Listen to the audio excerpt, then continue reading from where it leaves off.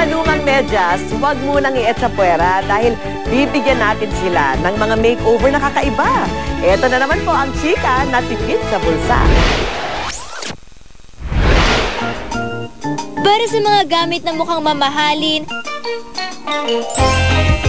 fashionable at kapaki-pakinabang. Good news mga mommy dahil ang mga ito hindi na kailangang paggastusan. Ang mga gamit na to, mapapasayo na sa kaunting creativity at tiyaga. Pagdating sa gamit, hindi naman kailangan maging mahal. Gusto nyo bang malaman ang aking sikreto? Good news dahil ito ang hatid namin sa inyo. Pagdating sa arts and crafts ni Ate Ali na expert sa pag-recycle ang bahala sa atin. Good news mga mommies, alam niyo ba ang sikreto ng mga gamit ni Bea? Simple lang, pagre-recycle lang ng mga lumang medyas.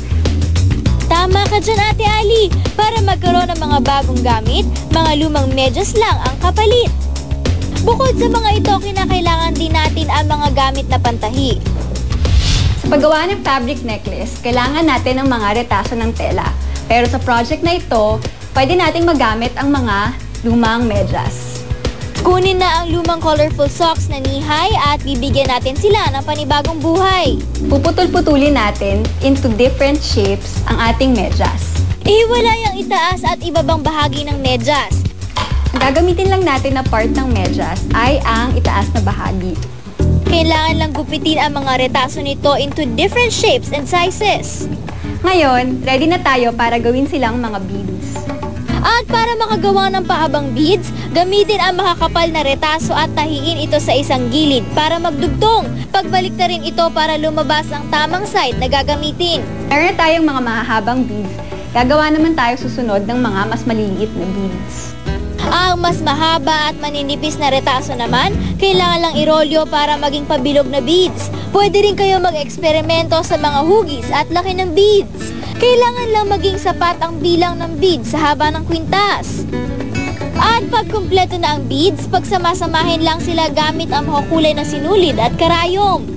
Pag napagsama-sama na natin ang mga beads, ready na tayo ikabit yung strap. Pwede rin gumamit ng retaso na medyas para gawing strap ng necklace. Maging malikhain lang sa pag-style nito. Sa isang bahagi, pwede itong daanan ng sinulid para maging mas matibay at magkaroon ng added design. At sa kabila naman, pwede itong tahian ng mga dekorasyon gaya nitong ribbon na mula sa lumang headband. Pagdugtungin lang ang magkabilang dulo ng kwintas. Ayan, meron na tayong fabric necklace. Talaga namang cute at fashionable ang ating fabric necklace. At kung feel nyo rin gumawa ng fabric bracelet, kayang-kaya itong gawin in just 3 easy steps. Una, buksan lang ang magkabilang bahagi nito at iporma depende sa kapal ng bracelet na inyong gusto. Tahiin na ito sa isang bahagi para ma-achieve ang crumpled style. And lastly, lagyan na ito ng mga dekorasyon na pwede rin galing sa reta-retasong medyas gaya nitong bulaklak. Pwede rin magdikit ng beads at iba pang accents. Super simple lang, diba? Meron ka ng bago at stylish necklace and bracelet nang walang kagastos-gastos. Mula accessories, punta naman tayo sa mga gamit pambahay, mga mommy. Para naman magkaroon ng design ng ating vase, gagamit lang tayo ng medyas. Ihiwalay muli ang itaas na bahagi ng medyas. Ito ang gagamitin natin. Para magkasya sa katawan ang vase, kailangan lang i-stretch ng maigi ang medyas. Gawin itong pambalot sa plain vase para magkaroon ito ng kulay at buhay.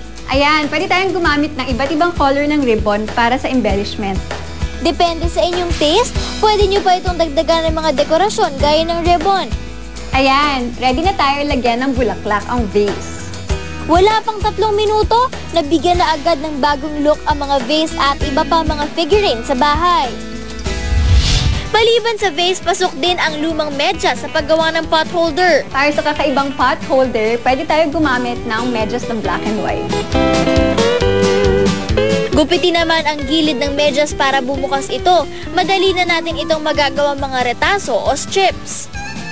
Sunod naman gupitin pahaba ang mga puting medyas. This time, kasama na ang talampakan sa paggawa ng strips. I-braid o itirintas ang 2 itim na strips at 1 puting strip. Pag meron na tayong 8 braided na retaso ng medyas, pwede na natin itong i-weave o pagbuo-buuin para mag-iisang pot holder. Ilatag ng pahaba ang 4 na braided strips at isa-isang ihabi ng pahalang ang 4 na natitirang retaso. Para makabit at masikipan, ihabi ito mula itaas hanggang baba. Gawin ito sa 4 na braided strips hanggang sa makabit na silang 4. Pagkatapos gamitin na ang tinabing ibabang bahagi ng medyas, ito ang magsisilbing lock ng 4 na dulong bahagi ng ating braided strips. Kailangan na lang itong tahiin ng mabuti para humigpit at tumibay. Ayan, ready na ang gamitin ang ating pot holder. Sa ganda ng kanilang dating, mapapansin pa bang wala kang ginastos ni isang kusing? Patunay na maging sa mga bagay na luma, may good news kang makukuha. O diba mga nanay, ang mga lumang medyas na laging iniitsapuera? Good news dahil ngayon sila ay may ibang pakinabang na